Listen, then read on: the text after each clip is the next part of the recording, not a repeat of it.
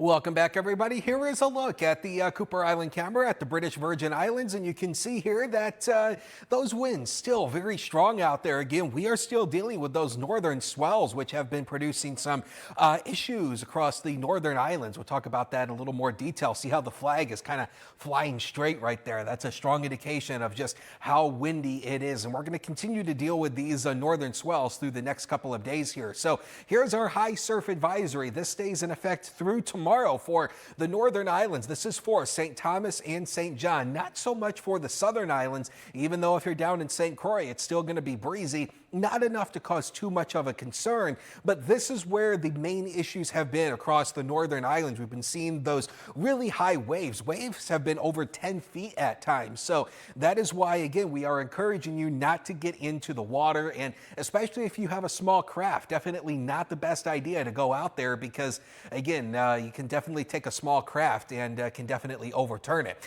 Here's a look at the wide view of Futurecast. You can see here this little line of showers coming out through the Bahama Islands. That's that front that produced all that severe weather out in Tennessee last weekend. It's being absorbed by this little system out towards Central America, so it's not going to sag into our region. But if you do have trips planned out towards the Bahama Islands, we are going to see a few showers through the next couple of days, and the USVI as well is going to have a few showers to go through as we go into our Thursday.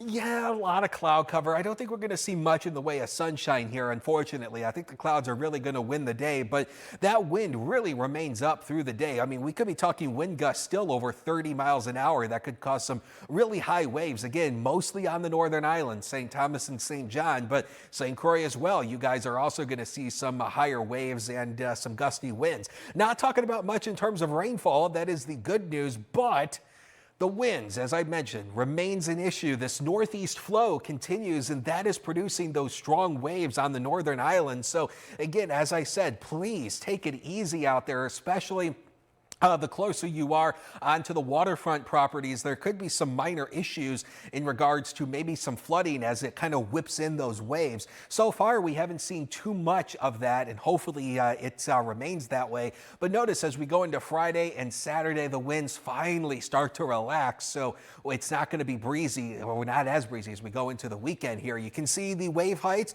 The lighter blues indicate the higher wave heights. So again, it is still going to remain a pretty gusty day out there over the next couple of days. Let's get you right into the 5-day forecast here, and we'll talk about what's coming up. So again, a 20% chance of a few showers tomorrow. As we go into our Friday, we are going to see rain showers increasing, and the wind finally settles down as we head into the weekend. Temperatures remaining into the mid 80s, a few scattered showers over the weekend.